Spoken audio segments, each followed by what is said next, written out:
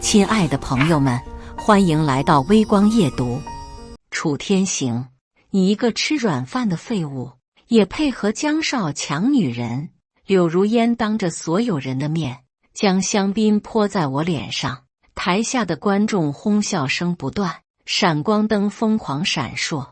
我擦了擦脸上的酒液，冷冷一笑：柳如烟，你确定要这样做？他得意地挽着江少凡的手臂，我早就受够你这个窝囊废了。话音刚落，我的手机响了。少爷，需要我们出面吗？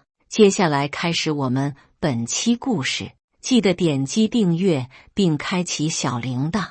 商场顶层的品牌发布会上，聚光灯闪烁，香槟塔在台中央闪闪发光。我站在角落里，看着台上的柳如烟正在做产品推介。她今天格外美丽，一袭红裙，笑容如花。可惜这笑容不是对我的。楚天行，你怎么躲在这里？江少凡端着酒杯走过来，眼中满是轻蔑。江少凡，江氏集团的少爷，标准的富二代，最近总是围着我妻子柳如烟转，今天更是大张旗鼓地包下整个商场顶层，说要为他的新品发布会助威。这里是公共场合，我想站哪就站啊！我平静地回应。哈哈，公共场合！江少凡大笑。楚天行，你搞清楚，这里是我包下的场子，你一个吃软饭的，凭什么在这里指手画脚？周围的人听到动静，纷纷围观过来。这不是柳如烟的老公吗？听说是个没工作的闲人，人家江少花了300万包场，就为了给柳如烟办发布会，这才是真正的大手笔。啧，有对比就有伤害啊！我深深吸了一口气。3年来，我一直隐瞒着自己龙腾集团继承人的身份，在所有人眼中，我就是个依靠妻子生活的废物，包括柳如烟在内，没有人知道我的真实身份。楚天行，你别在这里丢人现眼了。柳如烟从台上走下来，脸色很不好看。江少好心为我办发布会，你不要在这里添乱，我什么都没做，只是站在这里而已。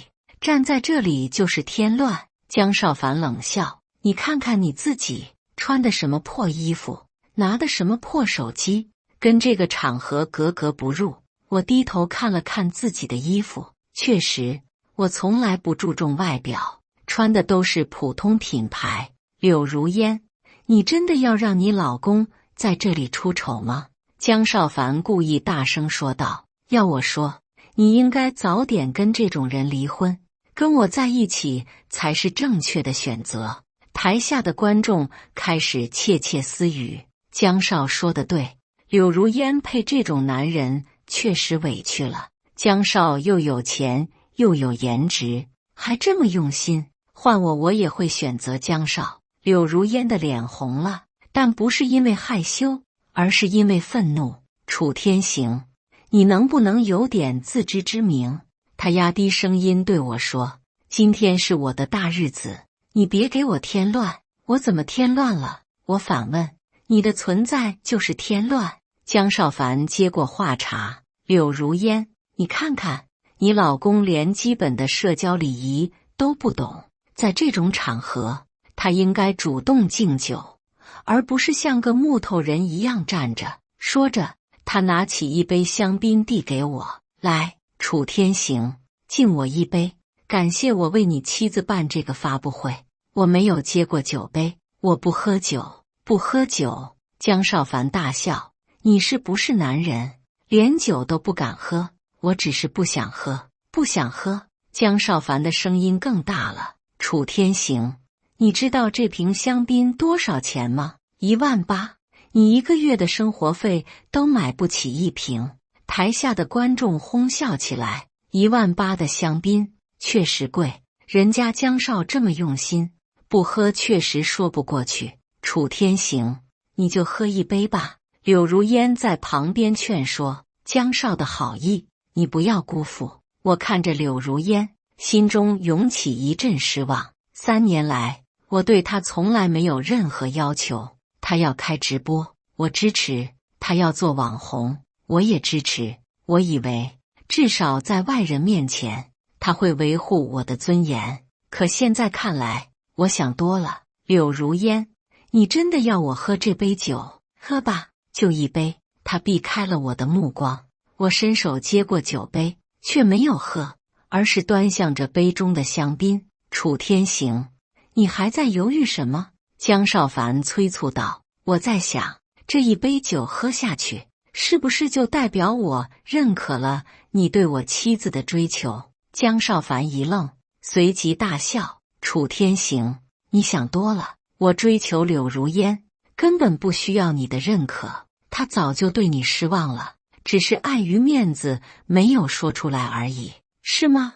我转头看向柳如烟，是这样吗？柳如烟低着头，不敢看我。楚天行，你别逼如烟了。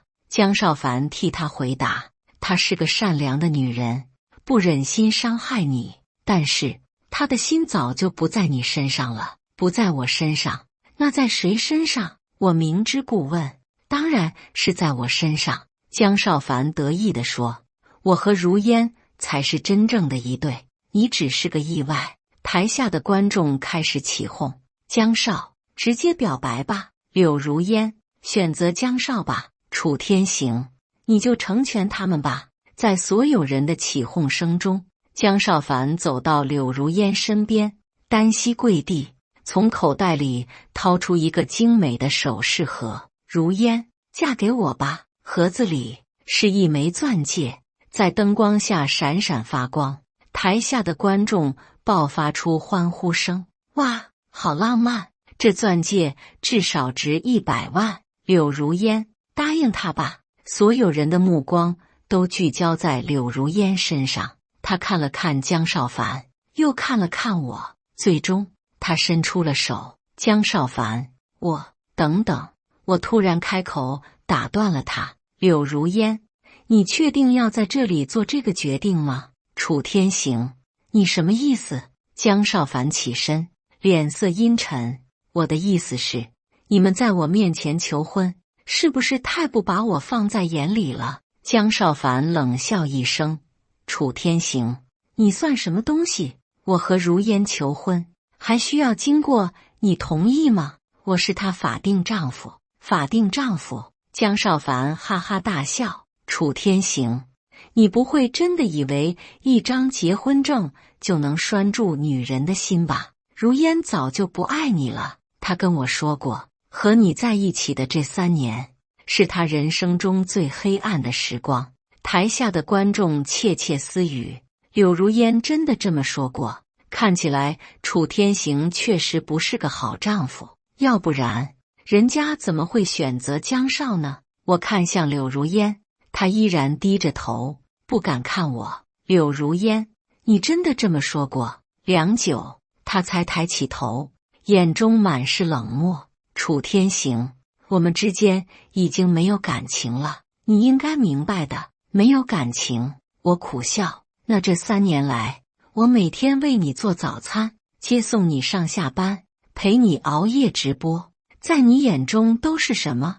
那是你应该做的。江少凡抢过话茬，你不工作，不就应该做这些家务吗？楚天行，江少说的对。柳如烟终于开口，我养活你这么久，你做这些是应该的，而且我从来没有要求你做这些。听到这话，我感到心如刀绞。3年来，我以为自己的付出能够换来他的感激，至少能够换来他的尊重。可现在看来，在他眼中，我的付出都是理所当然的。楚天行，你还有什么话要说吗？江少凡得意地说，如烟已经表态了，他选择我，你一个废物，凭什么跟我争？我凭什么跟你争？我重复着他的话，对，你凭什么跟我争？江少凡越说越来劲，你看看你自己，再看看我，我家资产上百亿，我开豪车，住别墅，戴名表，你呢？你有什么？你除了那张脸，一无所有。台下的观众开始议论：江少说的对，楚天行确实没有什么优势。柳如烟选择江少，完全可以理解。楚天行，你就别纠缠了。听着这些声音，我忽然想起了3年前的那个夜晚。那时候，柳如烟还是个小主播，粉丝不到1万。她在直播间里哭，说自己没有钱交房租，可能要离开这个城市。是我在她最困难的时候出现，不仅帮她交了房租，还陪她度过了最艰难的时光。那时候的她多么纯真，多么善良。可现在，楚天行，你在想什么？江少凡见我不说话，以为我被吓到了。想通了吗？如烟跟我在一起，才能过上好日子，跟你在一起，只能受穷。你说的对，我点点头。跟我在一起，确实不能过上好日子。柳如烟眼中闪过一丝复杂的情绪，但很快就消失了。楚天行，既然你明白了，那就签字离婚吧。江少凡从口袋里掏出一份文件，离婚协议书，我已经让律师准备好了，你只需要签个字，一切就结束了。你们准备得很充分啊。我接过离婚协议书，扫了一眼，协议书上写得很清楚，婚后财产归各自所有，没有任何补偿。楚天行，你没有意见吧？江少凡问道。反正你也没有什么财产，这样分配对你来说没有损失，没有损失。我冷笑。江少凡，你是不是太天真了？什么意思？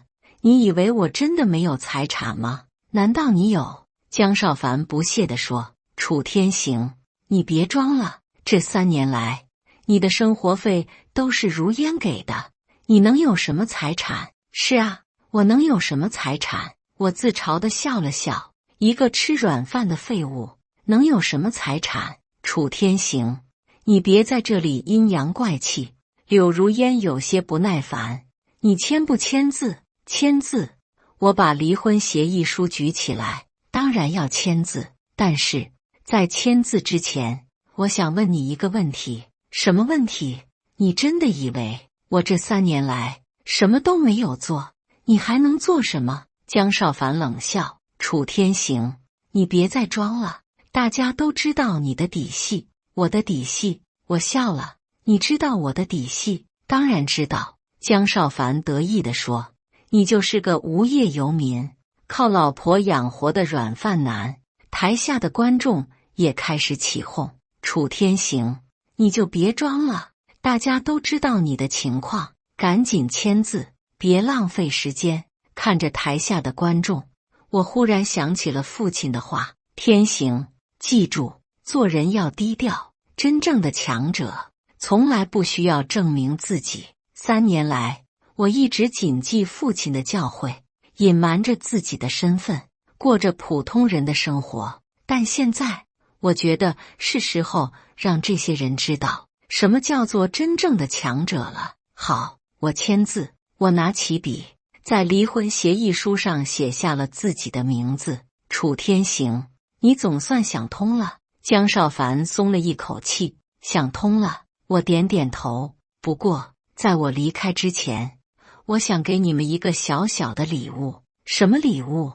柳如烟问道。我掏出手机，拨通了一个号码。林叔，是我，楚天行。少爷，你有什么吩咐？商场顶层的发布会立刻停止。好的，少爷。挂了电话，我看着台下的观众，缓缓说道：各位，发布会到此结束。楚天行，你疯了吗？江少凡大怒。你有什么资格叫停发布会？就是。楚天行，你以为你是谁？柳如烟也愤怒地质问。台下的观众也开始议论纷纷。楚天行这是在干什么？他凭什么叫停发布会？这人是不是脑子有问题？我没有回答他们的问题，而是静静地等待。很快，商场的音响系统响起了广播声：各位来宾，非常抱歉，由于紧急情况，今天的发布会现在停止，请大家有序离场，我们会安排专车送大家回去。台下的观众面面相觑，真的停止了，这是怎么回事？谁有这么大的权力？江少凡脸色铁青，冲到我面前，楚天行，你做了什么？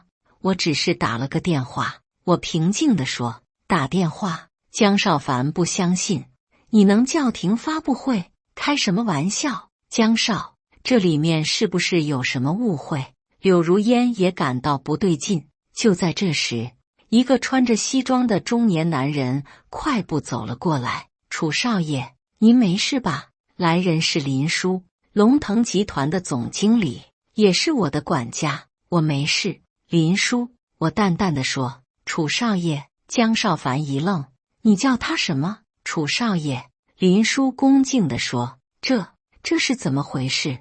柳如烟脸色苍白。很简单，我站起身，整理了一下衣服，让我重新自我介绍一下，我是楚天行，龙腾集团的继承人。什么？江少凡如遭雷击。不可能！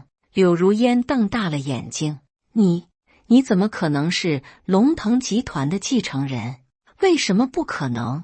我反问。因为柳如烟说不出话来。因为我这3年来表现得像个废物。我替他说完。因为我没有工作，没有收入，靠你养活。可是什么？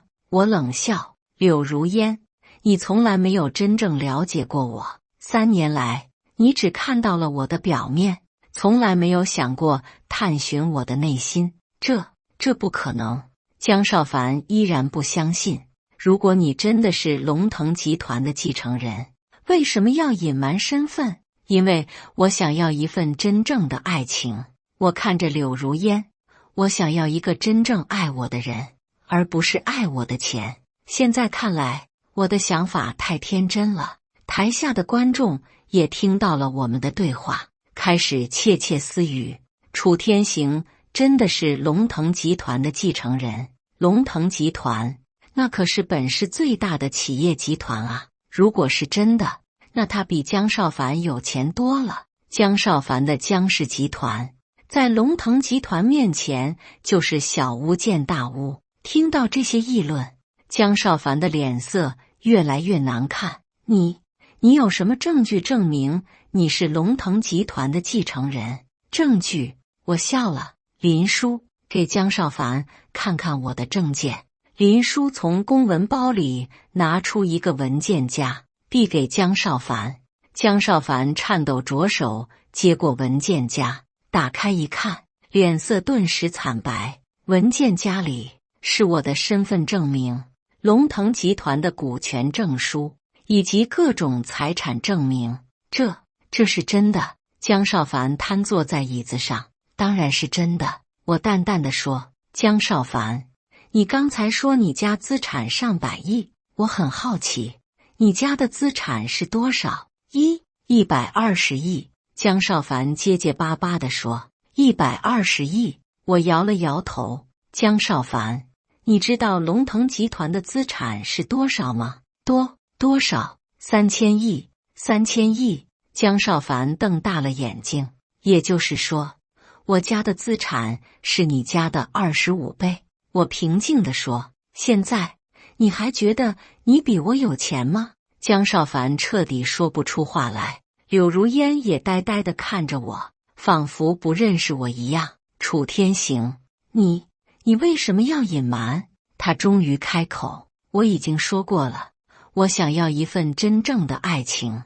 我看着他，可惜我想错了。不，我爱你。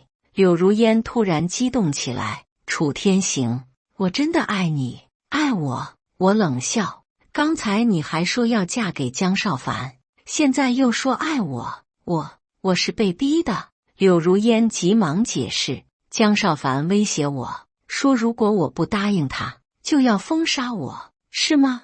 我转头看向江少凡。你威胁他了？江少凡脸色铁青，不敢说话。楚天行，你相信我。柳如烟抓住我的手。我从来没有背叛过你。没有背叛过我。我甩开他的手。那刚才你为什么要让我敬酒？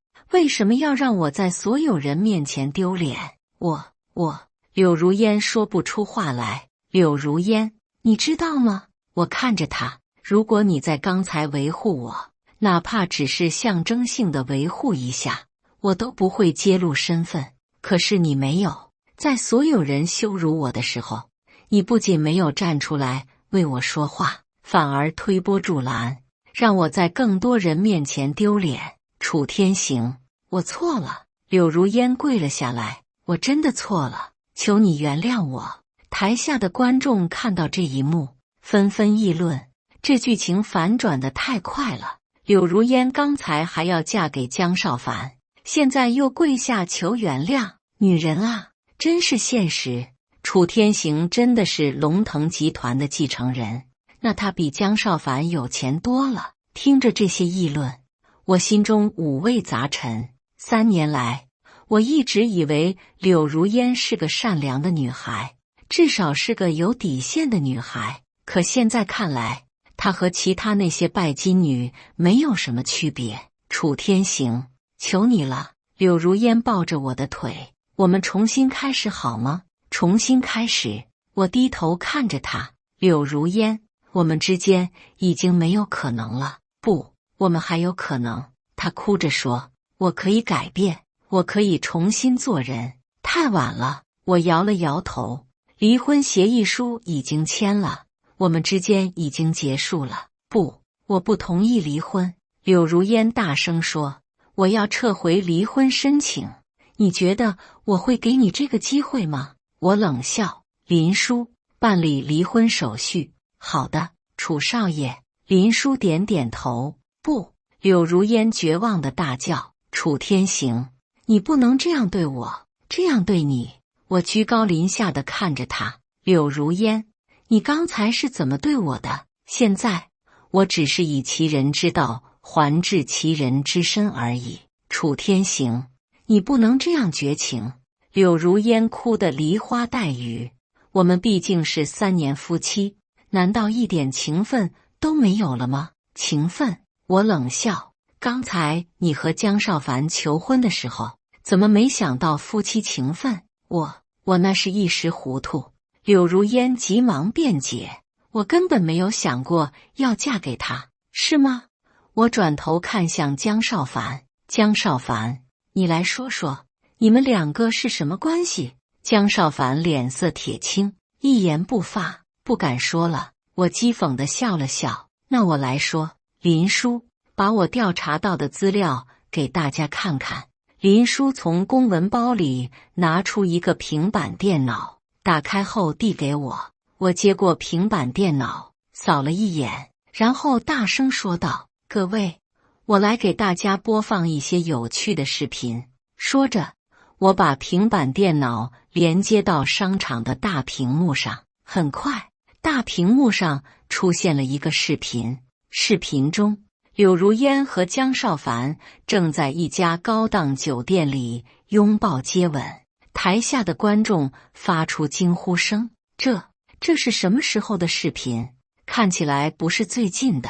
柳如烟真的出轨了。柳如烟看到视频，脸色惨白。这是 P 的，她尖叫道，这是假的，假的。我笑了。林叔，告诉大家，这个视频是什么时候拍摄的？这个视频拍摄于1个月前。林叔公事公办地说，拍摄地点是市中心的希尔顿酒店1208号房间。1个月前，台下的观众议论纷纷。1个月前，柳如烟还是楚天行的妻子，这确实是出轨，太过分了。还有更过分的。我切换了视频，这个视频是半个月前拍摄的。新的视频中，柳如烟和江少凡正在一家珠宝店里挑选钻戒，这是他们在挑选订婚戒指。我淡淡地说，也就是说，他们在半个月前就计划好了今天的求婚仪式。不，柳如烟绝望地大叫，楚天行，你听我解释。解释什么？我冷冷地看着他。解释你为什么要背叛我？解释你为什么要和江少凡在一起？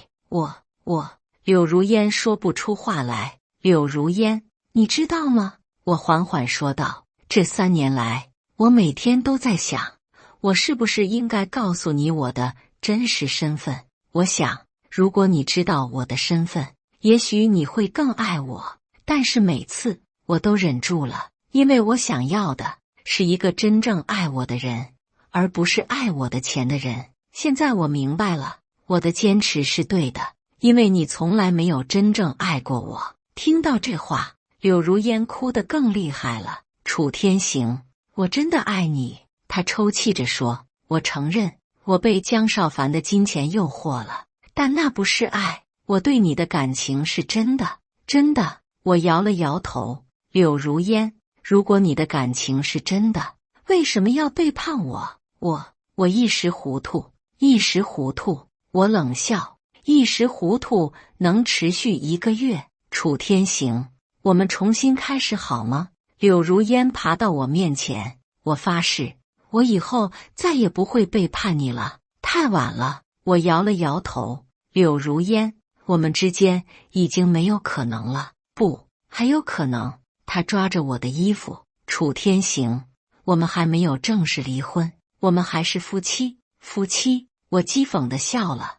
你觉得我们还是夫妻？是的。他点点头。在法律上，我们还是夫妻。那好，我点点头。既然你说我们还是夫妻，那我就以丈夫的身份来处理你的背叛行为。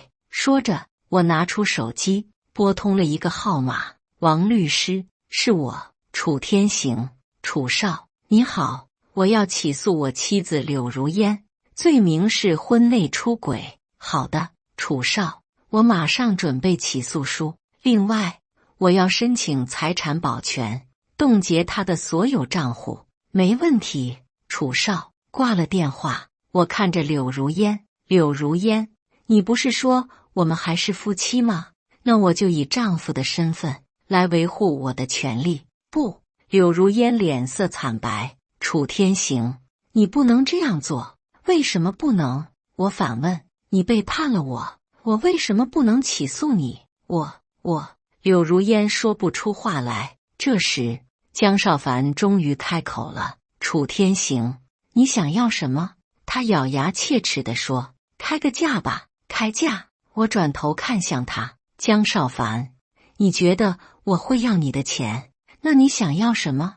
我想要的很简单。我淡淡地说，我要你们2个永远消失在我的面前。什么意思？意思就是滚出江城，永远不要回来。不可能！江少凡大声反驳，这里是我的家，我为什么要离开？因为你得罪了我。我冷冷地说，在江城得罪我的人都没有好下场。你想要对我做什么？江少凡有些害怕了。我不会对你做什么。我摇了摇头，我只是会让你在江城无法立足而已。林书，通知下去，江氏集团的所有合作项目立即停止。好的，楚少爷。林书点点头。不！江少凡大叫。楚天行，你不能这样做。为什么不能？我反问。你可以抢我的妻子，我为什么不能断你的财路？楚天行，我们可以谈谈。江少凡的语气软了下来。我们之间的恩怨不应该牵扯到生意上。生意？我冷笑。江少凡，你觉得我们之间是生意上的恩怨？那是什么？这是男人之间的恩怨。我一字一句地说，你抢我的女人，我就毁你的一切。楚天行，你这样做太过分了。柳如烟突然开口，江少凡也是受害者，他是被我诱惑的。诱惑？我看着他。柳如烟，你还真是会推卸责任。我说的是实话。他辩解道，是我主动接近江少凡的，不是他追求我。是吗？我淡淡地说，那更说明了你的恶劣品性。楚天行，我们能私下谈谈吗？柳如烟恳求道。没什么可谈的。我摇了摇头。柳如烟，我们之间已经结束了。不，我不同意。他突然抓住我的手。楚天行，我们重新开始好吗？我可以改变，我可以重新做人。我看着他，心中五味杂陈。3年来，我一直以为我们之间有感情，至少有一些感情。可现在看来，这一切都是我的一厢情愿。柳如烟，我们之间已经没有可能了。我轻轻推开他的手，我希望你能够明白这一点。不，我不明白。他歇斯底里的大叫。楚天行，你不能这样对我，这样对你。我冷笑。柳如烟，你觉得我应该怎么对你？原谅我的背叛，接受你的出轨。我会改的。他哭着说。我发誓，我以后再也不会背叛你了。太晚了。我摇了摇头。柳如烟，背叛只有0次和无数次，你已经背叛了我1次，我不会再给你第2次机会。楚天行，你真的这么绝情吗？柳如烟瘫坐在地上，眼泪如雨下。我们3年的感情，难道真的一文不值？3年的感情。我居高临下地看着他。柳如烟，你觉得我们之间有感情吗？有。他坚定地说。我们之间一定有感情。那你为什么要背叛我？我一时糊涂。他哽咽着说。楚天行，人都会犯错，你就不能给我1次机会吗？机会？我冷笑。柳如烟，你知道什么是机会吗？3年来，我每天早上为你做早餐，那是我给你的机会。3年来，我每天接送你上下班，那是我给你的机会。3年来，我陪你熬夜直播，那是我给你的机会。可是你呢？你是怎么回报我的？你背叛了我，出轨了别的男人，还在我面前和别人求婚。楚天行，我错了。柳如烟爬到我面前，我真的知道错了，知道错了。我摇了摇头。柳如烟，如果我今天没有揭露身份，你会知道错吗？他说不出话来。你不会的。我替他回答。你只是因为知道了我的身份，才觉得后悔。如果我真的是个废物，你现在已经和江少凡去度蜜月了。听到这话，柳如烟哭得更厉害了。楚天行，我承认我是个势利的女人，但我对你的感情是真的，真的。我讥讽地笑了。柳如烟，你知道什么是真的感情吗？真的感情是不离不弃，是患难与共，是相濡以沫。而你呢？你在我最需要支持的时候，选择了背叛我，这就是你所谓的真的感情。柳如烟无言以对。这时，江少凡突然开口了。楚天行，你想要我们怎么样？他咬牙切齿地说。直接说出你的条件。我的条件很简单。我淡淡地说。第一，立即离开江城，永远不要回来。第二，江氏集团的所有资产转让给我。什么？江少凡瞪大了眼睛。你想要我们江氏集团的所有资产？没错。我点点头。这是你们背叛我的代价。不可能。江少凡大声反驳。江氏集团是我家祖业，我不可能转让给你，是吗？我冷笑。那你就等着看江氏集团破产吧。林叔，通知下去，对江氏集团进行全面打击。好的，楚少爷。林叔点点头。楚天行，你不能这样做。江少凡急了。这是恶意竞争。恶意竞争？我笑了。江少凡，你抢我的妻子，我就不能抢你的公司？这不一样。有什么不一样？我反问。你觉得女人可以抢，生意就不能抢？江少凡无言以对。楚天行，我们可以谈谈条件。他的语气软了下来。江氏集团的所有资产，我可以转让1半给你。1半？我摇了摇头。江少凡，你觉得我缺钱吗？那你想要什么？我想要的是你们付出代价。我一字一句地说。背叛我的人都要付出代价。楚天行，我们知道错了。柳如烟突然开口：“我们愿意付出任何代价，只要你能原谅我们。”任何代价？我看着他，柳如烟，你知道什么是代价吗？代价就是你们要为自己的行为负责。我不会杀你们，也不会害你们，但我会让你们知道背叛我的后果。说着，我拿出手机，拨通了一个号码：“赵总，是我，楚天行，楚少，你好。”柳如烟的直播合同立即终止。好的，楚少。另外，封杀他，让他在整个直播行业无法立足。没问题，楚少。挂了电话，我看着柳如烟，柳如烟，你不是很喜欢直播吗？现在你再也不能直播了。不，柳如烟脸色惨白。楚天行，你不能这样做，直播是我的全部，你的全部。我冷笑。那我呢？我在你心中算什么？他说不出话来。柳如烟，你现在知道失去的感觉了吗？我淡淡的说，这就是你背叛我的代价。楚天行，我错了。他跪在地上，我真的知道错了，求你给我一次机会。机会？我摇了摇头。柳如烟，我已经给过你机会了。3年来，我给了你无数次机会，让你真正了解我，真正爱我。但是你没有珍惜，现在时间到了。说着，我转身向门外走去。楚天行，你不能走！柳如烟在后面大声叫道：“我们还没有谈完。”已经谈完了。我头也不回地说：“柳如烟，我们之间已经结束了。”不，我不同意。他哭着说：“楚天行，我们重新开始好吗？”重新开始。我停下脚步，回头看着他。柳如烟，有些事情是不能重新开始的，比如背叛，比如出轨，比如欺骗。这些事情一旦发生，就再也回不去了。楚天行，我可以改变。他绝望地说：“我发誓，我以后再也不会背叛你了。”太晚了。我摇了摇头。柳如烟，我们之间已经没有信任了。没有信任的感情，就像没有根基的房子，迟早会倒塌。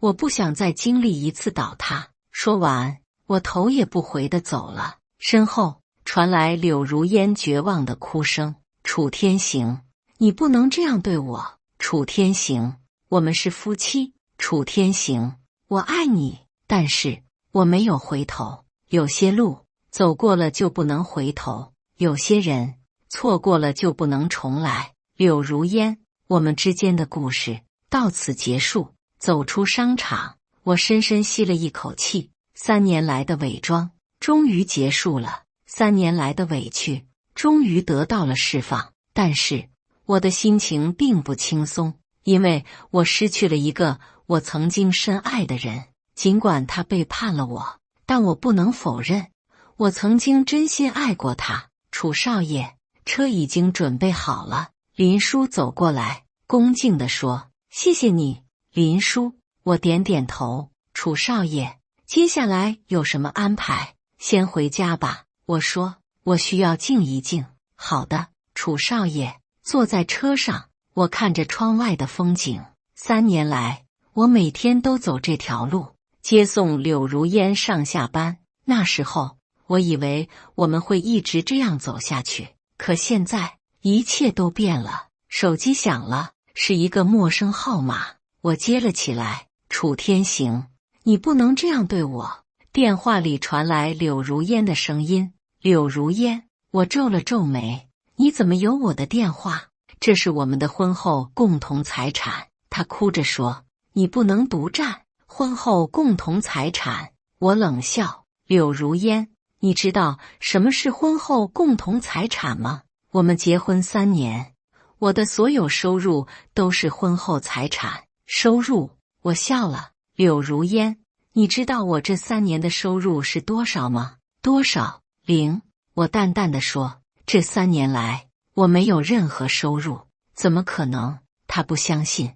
因为我不需要收入。我解释道，我是龙腾集团的继承人，我不需要工作，就有花不完的钱。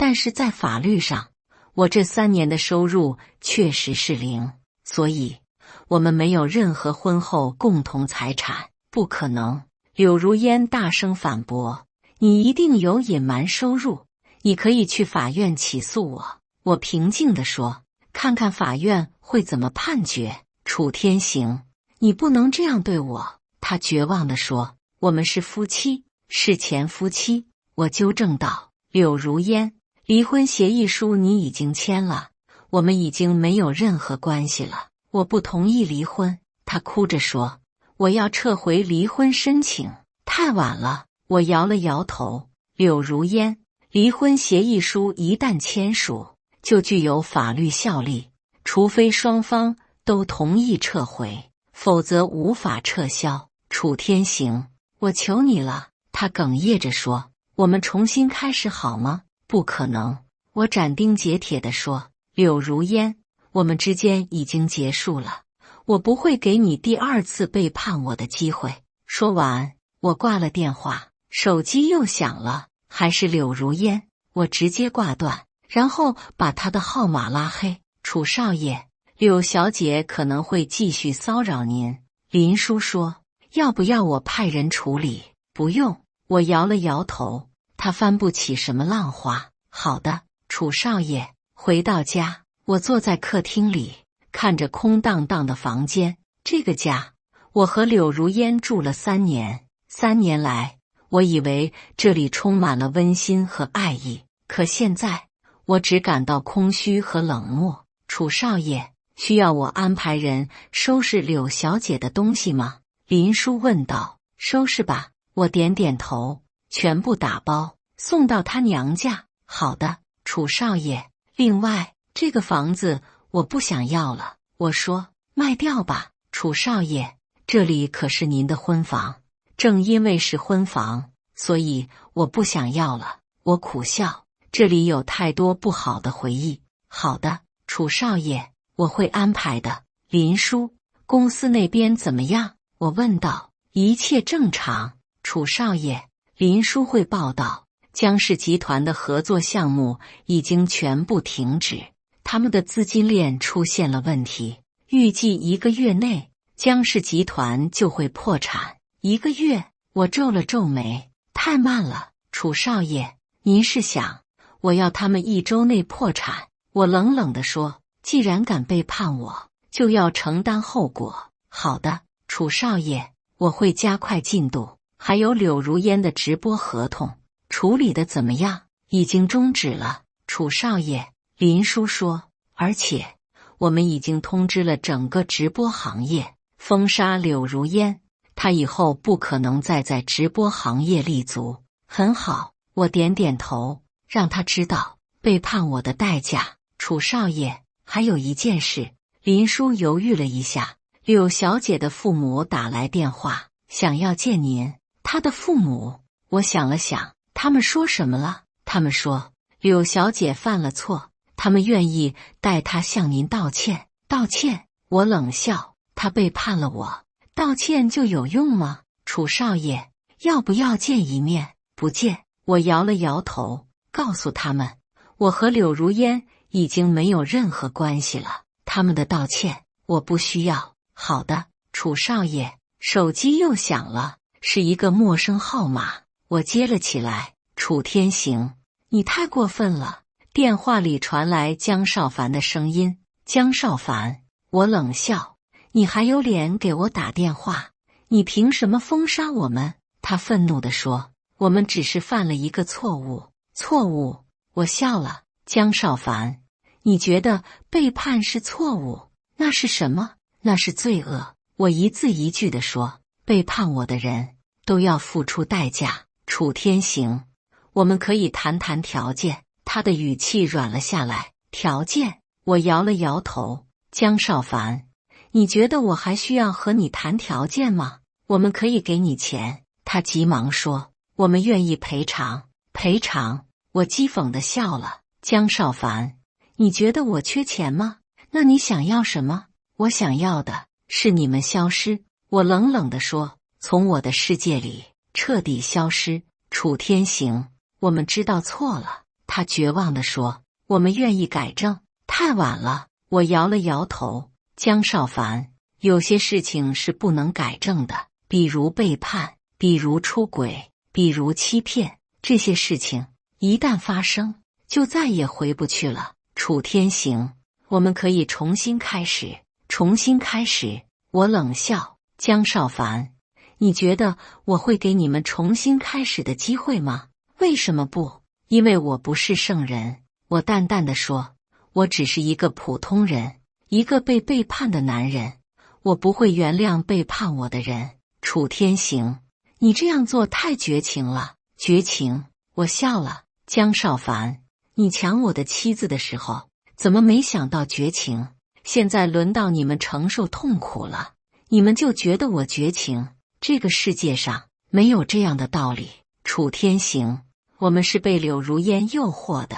江少凡突然说道。诱惑？我皱了皱眉，什么意思？是柳如烟主动勾引我的。他急忙说，他说你是个废物，配不上他，他想要找一个更好的男人，所以我才会和他在一起的。听到这话，我沉默了。原来在柳如烟的眼中，我真的是一个废物。原来他背叛我，不是因为一时糊涂，而是因为真的看不起我。楚天行，你听到了吗？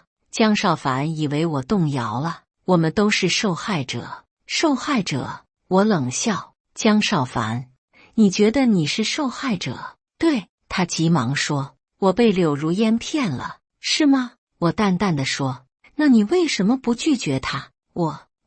他说不出话来。江少凡，你以为推卸责任就能逃脱惩罚吗？我冷冷地说，你们两个都要付出代价。楚天行，我们真的知道错了，知道错了。我摇了摇头。江少凡，如果道歉有用，要法律干什么？我不会原谅你们的，也不会给你们重新开始的机会。说完，我挂了电话，并且把江少凡的号码也拉黑了。第二天一早，我就被电话吵醒了。楚少爷，出事了。林叔的声音有些紧张。什么事？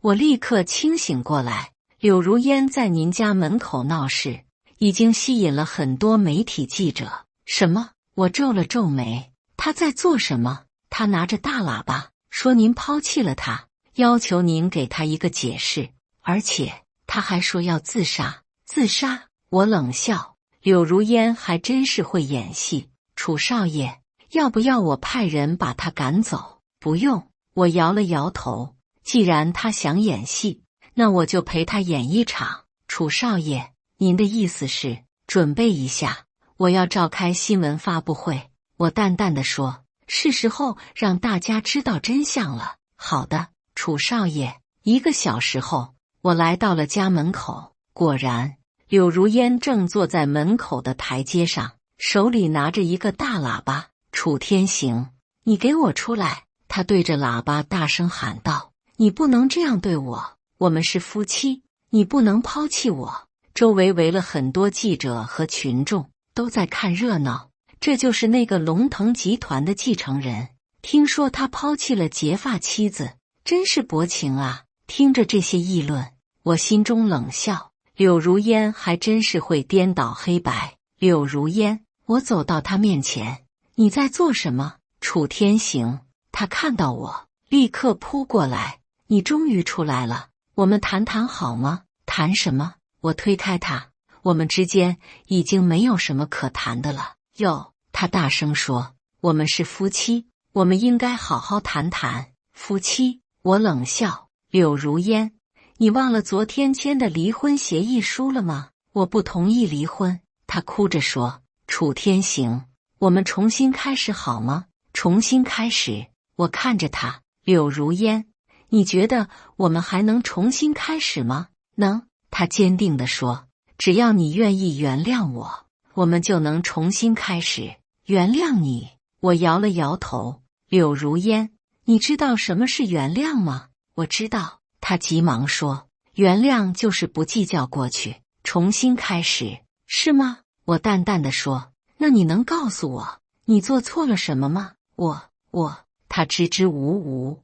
我不应该和江少凡在一起。还有呢？还有什么？他茫然地看着我。柳如烟，你到现在还不知道自己错在哪里？我摇了摇头。你怎么让我原谅你？我知道错了。他急忙说。楚天行，我真的知道错了。那你说说，你错在哪里？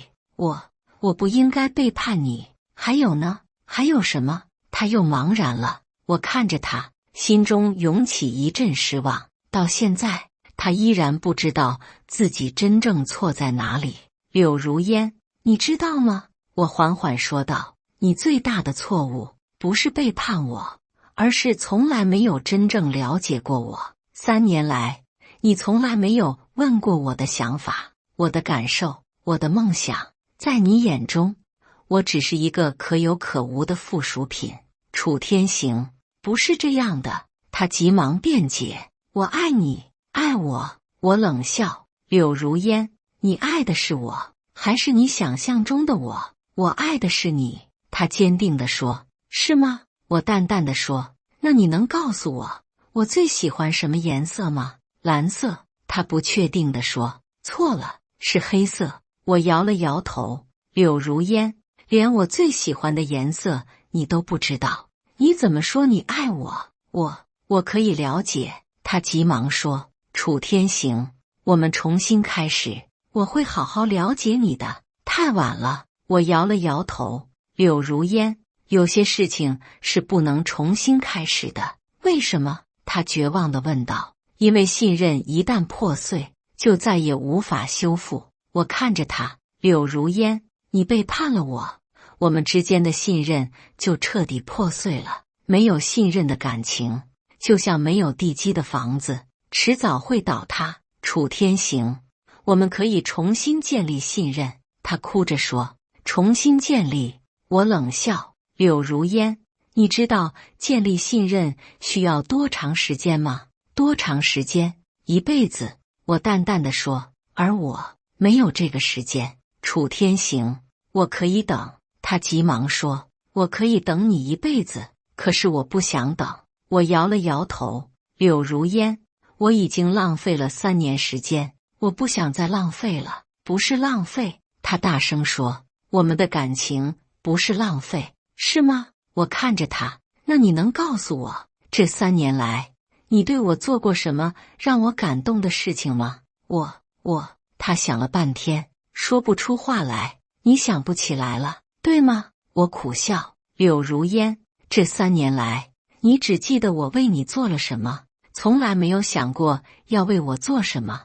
这就是我们感情的真相。不是这样的。他哭着说。楚天行，我为你做过很多事情，比如。他想了半天，还是说不出来。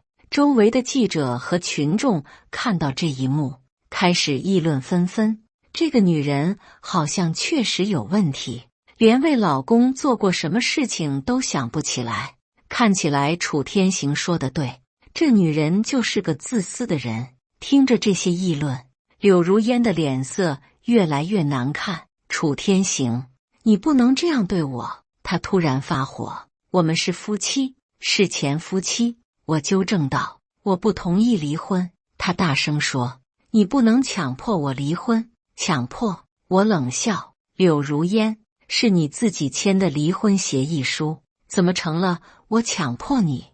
那是你逼我签的。逼你？我摇了摇头。柳如烟，你还真是会颠倒黑白。林叔，把昨天的录像给大家看看。林叔点点头，拿出一个平板电脑，连接到一个便携式投影仪上。很快，昨天商场发布会的录像开始播放。录像中清楚地显示了柳如烟和江少凡求婚的画面，以及他主动签署离婚协议书的画面。看到这些录像，周围的记者和群众开始议论。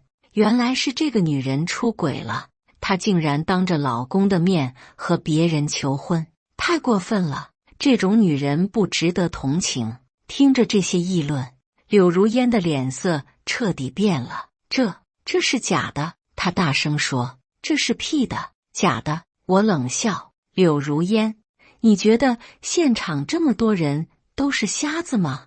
他们都亲眼看到了昨天发生的事情。不是的，他急忙解释，那是江少凡逼我的。逼你？我摇了摇头。柳如烟，你还真是会推卸责任。林叔把柳如烟和江少凡的其他录像也给大家看看。林叔点点头，切换了录像。新的录像显示的是柳如烟和江少凡在酒店里的亲密画面。看到这些录像，周围的群众发出了嘘声。这女人太不要脸了，出轨了还有理了。楚天行，你应该早点离开这种女人。柳如烟看到这些录像，彻底崩溃了。楚天行，你不能这样对我。他跪在地上，我们是夫妻，是前夫妻。我再次纠正道，我不同意离婚。他哭着说，楚天行，我们重新开始好吗？不可能。我摇了摇头。柳如烟，我们之间已经结束了。不，没有结束。他爬到我面前，楚天行，我爱你，爱我。我冷笑，柳如烟，你爱的是我，还是我的钱？我爱的是你。他坚定地说，是吗？我淡淡地说，那如果我现在变成穷人，你还会爱我吗？会。他毫不犹豫地说，真的吗？我看着他，那你为什么要背叛我？我一时糊涂，一时糊涂。我摇了摇头。柳如烟，你觉得我会相信这种话吗？是真的。他急忙说，楚天行，我真的只是一时糊涂。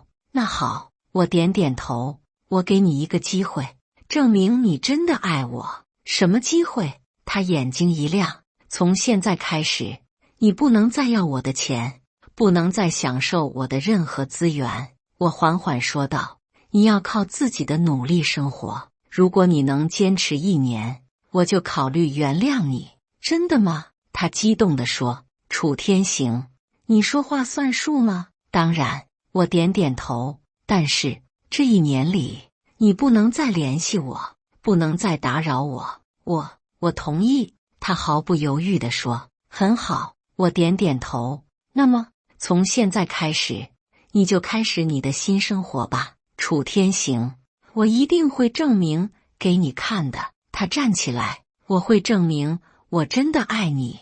我等着看。我淡淡地说，但是我心中很清楚，柳如烟坚持不了1个月，因为她根本就不是一个能够吃苦的人。1个月后，我正在办公室处理公司事务，林叔敲门进来，楚少爷，有个情况需要向您汇报。什么情况？我头也不抬地问道。关于柳如烟的。听到这个名字，我停下了手中的工作。她怎么了？她找了一份服务员的工作，在一家小餐厅里打工。林叔说道，每天工作12个小时，月薪3000块。还有呢，他租了一间10平米的小房子，在城郊的老小区里。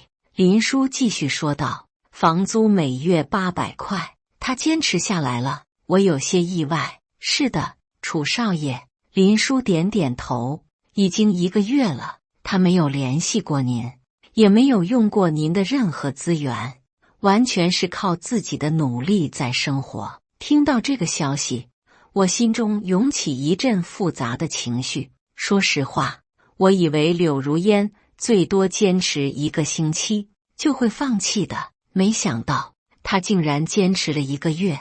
楚少爷，要不要我继续监视她？林叔问道。继续监视。我点点头，但是不要打扰她。好的，楚少爷。还有，江少凡那边怎么样了？江氏集团已经破产了。林叔汇报道，江少凡现在负债累累，已经离开了江城。据说他去了南方的一个小城市，在一家工厂里当工人。工人？我冷笑。江少凡也有今天。楚少爷，您还要继续追究他吗？不用了。我摇了摇头。他已经付出了代价，我不会赶尽杀绝。好的，楚少爷。又过了1个月，林叔再次向我汇报柳如烟的情况。他还在那家餐厅工作，而且表现不错。林叔说道：“老板很喜欢他，准备给他加薪。”加薪？我有些意外。是的，从3000块加到4000块。他有什么变化吗？变化很大。林叔说道：“以前的他总是打扮得花枝招展，现在的他朴素了很多，而且他学会了很多生活技能，比如做饭、打扫卫生、修理家电等等。最重要的是，他的脾气变好了很多，不再像以前那样任性了。”听到这些话，我心中涌起一阵异样的感觉。难道柳如烟真的改变了？楚少爷，要不要我安排您见他一面？林叔试探地问道。不用，我摇了摇头，说好了1年，就1年。好的，楚少爷。第3个月，林叔带来了一个令人意外的消息：柳如烟病了。病了？我皱了皱眉。什么病？胃病。林叔说道：“因为工作强度太大，饮食不规律，他得了严重的胃病。昨天晚上，他在工作中突然晕倒了，被送到了医院。医生说他需要住院治疗1个星期。”听到这个消息，我心中涌起一阵担忧。他有钱治病吗？没有。林叔摇了摇头。他这3个月的工资，除了房租和生活费，基本上没有剩余。医疗费对他来说是个沉重的负担。那他怎么办？他想要向医院申请减免医疗费，但是被拒绝了。林叔说道：“医院表示他的情况不符合减免条件，他现在还在医院里，不知道该怎么办。”听到这些话，我心中涌起一阵冲动。我想要去看看他，想要帮助他，但是理智告诉我，我不应该这样做。我们之间的约定是1年，现在还没有到时间。如果我现在出手帮助他，就违背了我们的约定，而且这也不是对他的考验。楚少爷，要不要我悄悄帮助他？林叔问道。不用，我摇了摇头，让他自己想办法。可是他现在的情况很困难，困难才能让人成长。我淡淡地说，如果他连这点困难都克服不了，那么他就不配得到我的原谅。好的，楚少爷。第2天，林叔又带来了消息，柳如烟找到了解决办法。什么办法？他把自己的首饰全部卖掉了，换来了医疗费。林叔说道，包括他最喜欢的那条项链。那条项链？我皱了皱眉。那条项链是我送给他的生日礼物，价值10万块钱，他一直很珍惜，从来不舍得摘下来。没想到他竟然把它卖掉了。是的，楚少爷。林叔点点头。据说他卖掉项链的时候哭了很久，但是最终他还是卖掉了。听到这个消息，我心中涌起一阵复杂的情绪。一方面，我为他的决定感到欣慰，至少他学会了取舍，学会了为了生存而放弃一些东西。另一方面，我心中又有些心疼。那条项链对他来说意义重大，他能够卖掉它，说明他确实遇到了很大的困难。楚少爷，您没事吧？林叔看我脸色有些不好，关切地问道。没事，我摇了摇头，继续监视他，但是不要打扰他。好的，楚少爷。1周后，柳如烟出院了。林叔向我汇报说，他的病情有所好转，但是还需要继续调养。他回餐厅上班了吗？我问道。回了。林叔点点头，但是老板看他身体不好，给他减轻了工作量，工资也相应减少了一些。他有什么反应吗？他没有任何怨言。林叔说道，反而很感激老板的照顾。听到这些话，我心中涌起一阵欣慰。看来柳如烟确实改变了。以前的她，如果遇到这种情况，肯定会发脾气，会抱怨，但是现在她学会了感恩，学会了理解别人的难处。第4个月，林叔带来了一个好消息，柳如烟找到了一份新工作。什么工作？在一家小公司里做文员。林叔说道，虽然工资不高，只有3500块，但是工作强度比餐厅要轻很多，而且工作环境也比较好。他是怎么找到这份工作的？是餐厅的一个常客推荐的。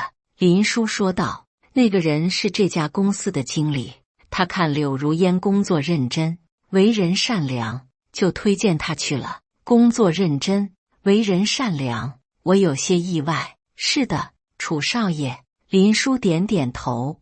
这4个月来，柳如烟的变化很大，她不再像以前那样自私了，经常帮助别人。比如，她经常帮助餐厅里的其他服务员，教他们工作技巧。比如，她经常帮助邻居老人买菜、做家务。比如，她经常向慈善机构捐款，虽然每次只有几十块钱，但是她很坚持。听到这些话，我心中涌起一阵暖流。看来柳如烟真的改变了，她不再是那个自私、任性的女人了，她变得善良，变得有爱心。楚少爷，要不要我继续监视她？林叔问道。继续。我点点头，但是可以减少监视的频率。好的，楚少爷。又过了2个月，林叔向我汇报说，柳如烟的生活越来越稳定了，她在新公司里表现很好，老板很信任她。林叔说道，而且她还交了几个朋友。朋友？是的，都是一些普通的上班族。林叔说道，他们经常在一起吃饭、聊天，关系很好。柳如烟在他们面前表现得很真诚，很善良，没有人知道她的过去，她也从来不提。她还有其他变化吗？有的。林叔点点头，他开始学习了。学习什么？电脑技能、英语、会计等等。林叔说道。他说，他想要提升自己，想要有更好的发展。每天下班后，他都会去图书馆学习2个小时。周末的时候，他还会去上培训班。听到这些话，我心中涌起一阵感动。看来柳如烟真的在努力改变自己，她不再是那个只会享受的女人了。她开始努力学习，努力提升自己。楚少爷，还有一件事。林叔犹豫了一下。柳如烟最近经常去一个地方。什么地方？公墓。林叔说道，他每个星期都会去那里，在一个墓碑前坐很久。谁的墓碑？您父亲的。听到这个答案，我震惊了。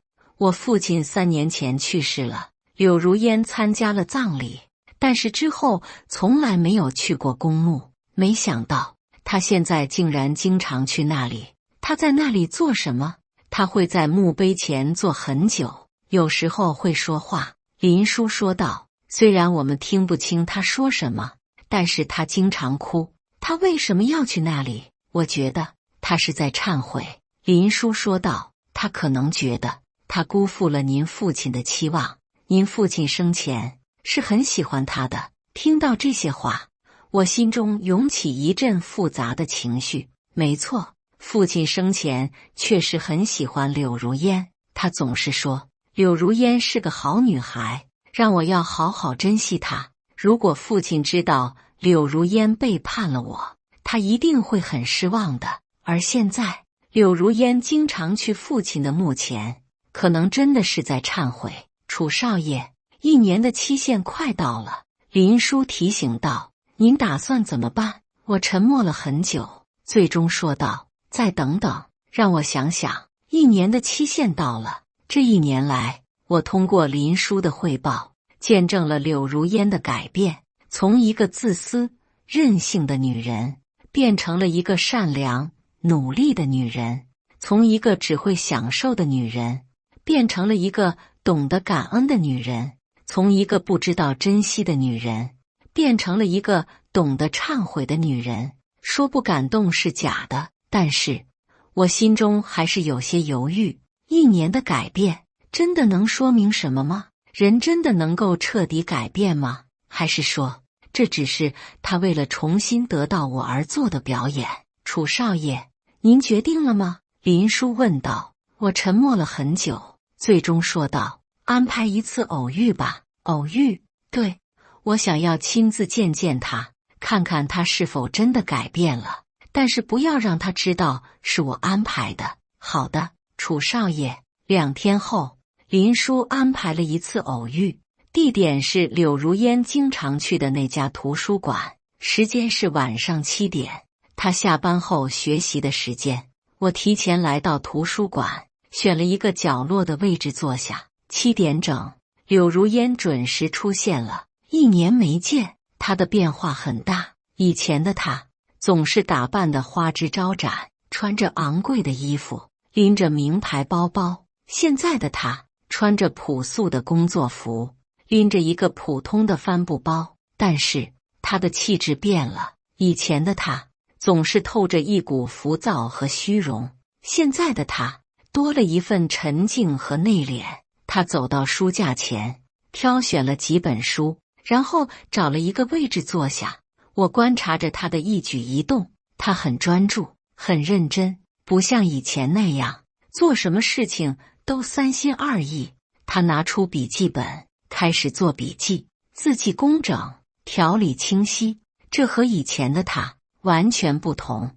以前的她连写个购物清单都懒得动笔，现在的她却能够认真的学习，认真的做笔记。时间过得很快，2个小时后，她收拾好东西，准备离开。我也跟着起身，假装偶然遇到她。柳如烟，我装作很意外的样子。她听到我的声音，身体明显一震，然后她缓缓转过身，看着我。楚天行，她的声音有些颤抖。真的是你？我走到她面前，没想到会在这里遇到你。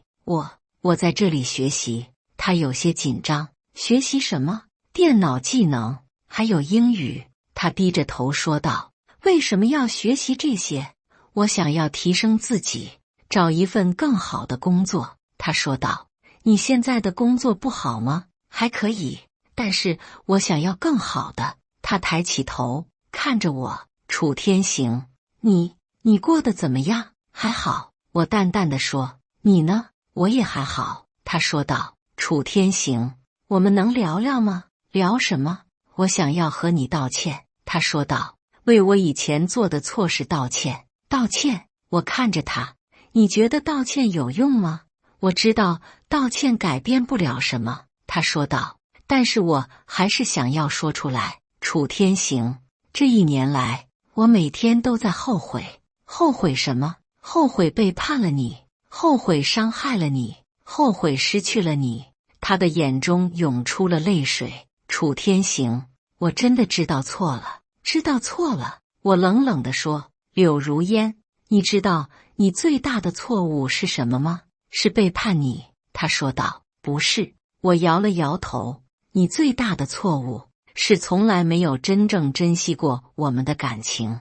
3年来，你把我的付出当作理所当然，你从来没有想过要为我们的感情做些什么。我知道。他哭着说道。楚天行，我现在明白了。明白什么？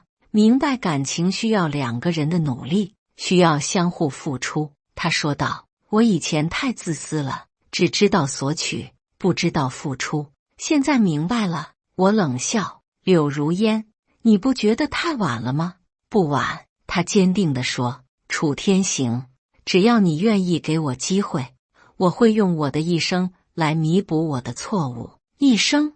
我看着他。柳如烟，你知道一生有多长吗？我知道。他说道。但是我愿意。楚天行，我这1年来每天都在想你。想我什么？想我们以前的美好时光，想你为我做的每一件事，想我为什么要背叛你。他说道。我想明白了。我背叛你，不是因为你不够好，而是因为我不够好。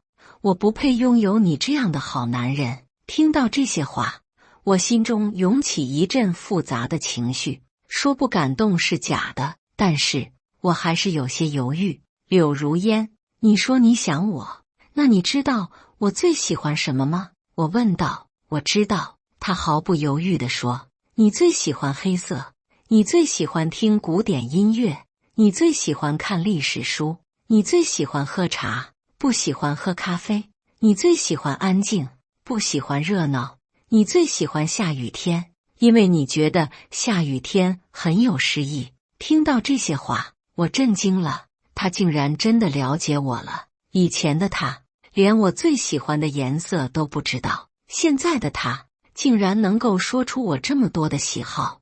你是怎么知道的？我问道。我观察的，他说道。这1年来，我经常想起我们在一起的时光，想起你的一举一动。我开始认真回忆，认真观察，我发现其实你早就告诉过我这些，只是我以前没有注意。比如你的衣服大部分都是黑色的，比如你经常在家里播放古典音乐，比如你的书架上大部分都是历史书，比如你每天都会泡茶，从来不喝咖啡，比如你总是喜欢在安静的地方待着，比如下雨天的时候，你总是会站在窗前看外面。我以前都没有注意到这些，现在我全部想起来了。听到这些话，我心中涌起一阵暖流。他说的没错，这些确实都是我的喜好，而且我确实在他面前表现过这些，只是以前的他从来没有注意过，现在的他竟然全部想起来了。楚天行，我还知道你的一个秘密，他突然说道。什么秘密？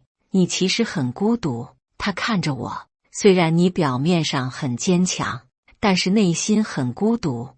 你需要的不是一个只会享受的女人，而是一个能够陪伴你、理解你、支持你的女人。而我以前不是这样的女人，但是现在我想要成为这样的女人。听到这些话，我心中涌起一阵震撼。他说的没错，我确实很孤独，尽管我有很多钱，有很多资源，但是我缺少的是真正的陪伴和理解。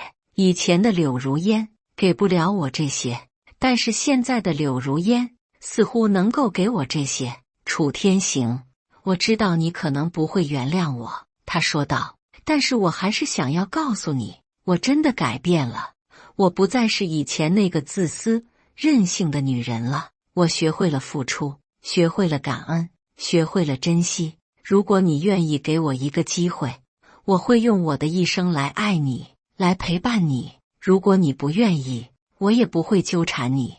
我只是想要让你知道，我真的很爱你。说完这些话，他转身就要离开。等等，我叫住了他。他停下脚步，回头看着我。你说你改变了，那你能证明给我看吗？我问道。怎么证明？重新开始，我说道。不是作为前夫妻，而是作为陌生人。我们重新认识，重新了解，重新开始。如果你真的改变了，那么这一次我们会有不同的结果。真的吗？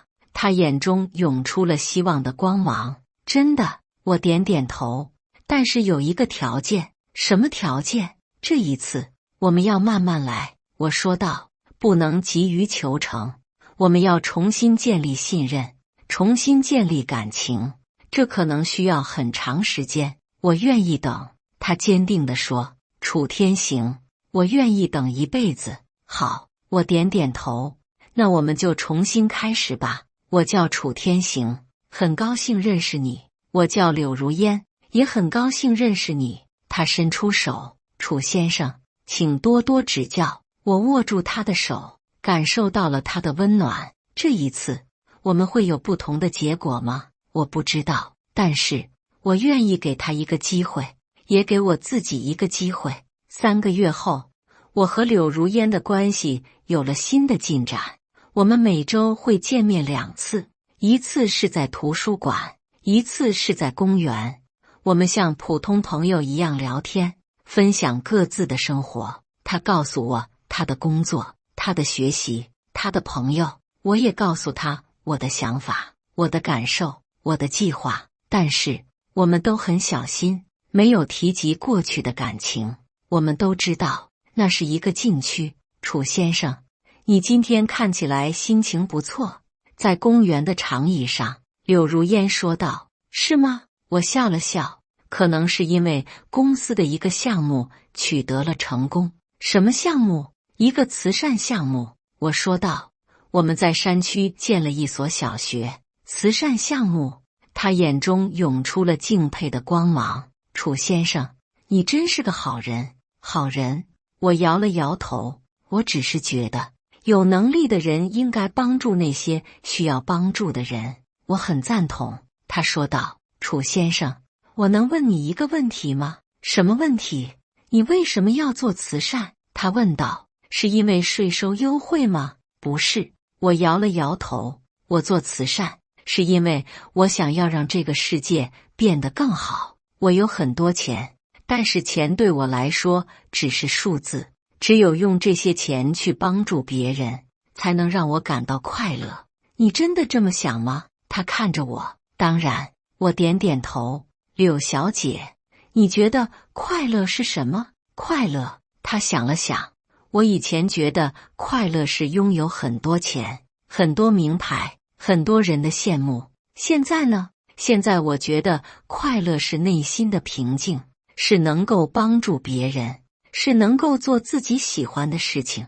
他说道。比如，我现在每天都会给楼下的流浪猫准备食物，看到它们吃得很香，我就会感到快乐。比如，我会帮助公司里的新同事，教他们工作技巧，看到他们进步了，我就会感到快乐。比如，我会定期去养老院做志愿者，陪老人们聊天，看到他们笑了，我就会感到快乐。听到这些话，我心中涌起一阵暖流。他真的改变了。以前的他从来不会关心别人，更不会主动帮助别人。现在的他却能够从帮助别人中获得快乐。柳小姐，你真的变了很多。我由衷地说道。是吗？他笑了。楚先生，我想问你一个问题。什么问题？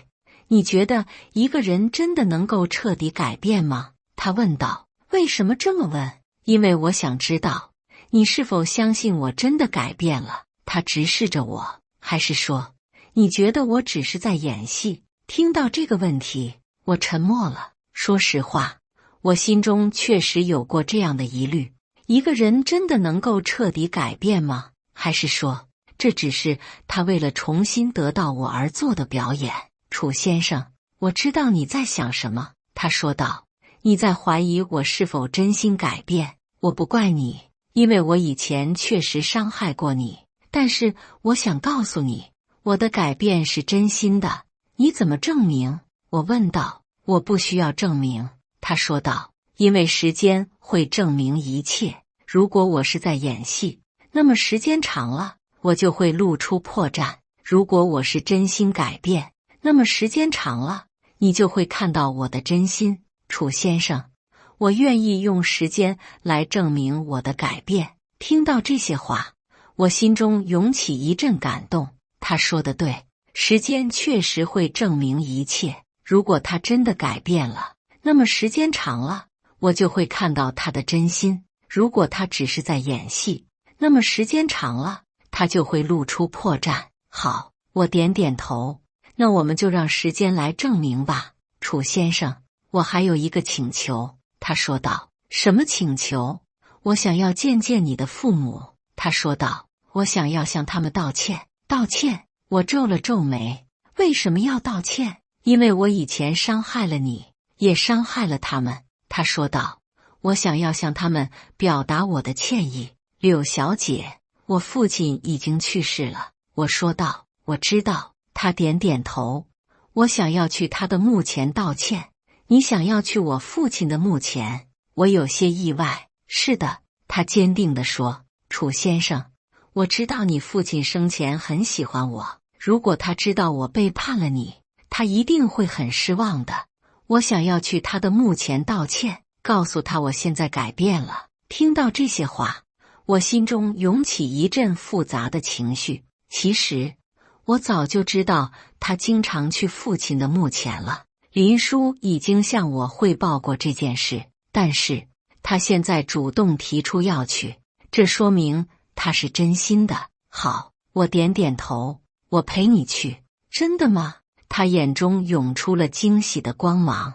真的，我点点头。明天是周末，我们明天去。好的，楚先生，他激动地说，谢谢你。第二天，我们来到了公墓，父亲的墓碑静静地立在那里，上面刻着他的名字和生平。柳如烟在墓碑前跪了下来。楚叔叔，我是柳如烟，他对着墓碑说道，我来向您道歉了。我知道您生前很喜欢我，把我当成女儿一样看待，但是我辜负了您的期望，我背叛了楚天行。我知道我错了，我知道我不配得到您的原谅，但是我还是想要向您道歉，向您保证，我会用我的一生来弥补我的错误。我会好好爱楚天行，好好陪伴他，再也不会背叛他了。楚叔叔，您在天之灵，请您原谅我吧。说完这些话，他开始哭泣。我站在他身边，看着他哭泣的样子，心中涌起一阵复杂的情绪。说不感动是假的，他能够在我父亲的墓前真心道歉，这说明他的改变是真心的。楚叔叔，我还有一个请求，他继续说道，如果您觉得我真的改变了，请您给我一个机会，让我重新回到楚天行的身边，让我用我的一生来爱他。如果您觉得我还是不配，那么我会默默地离开，不再打扰他。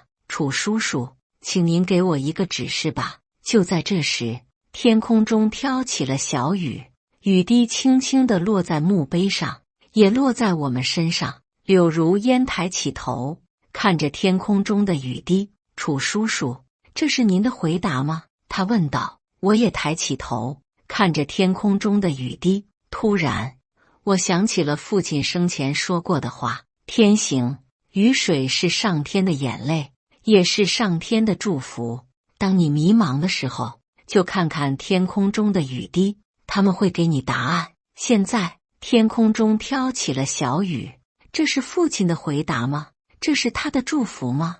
我不知道，但是我知道我的答案。柳如烟，我叫他的名字，楚先生。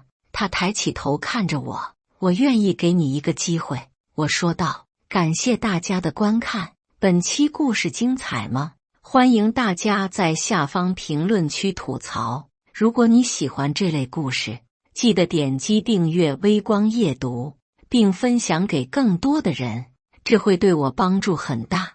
再次感谢大家的观看。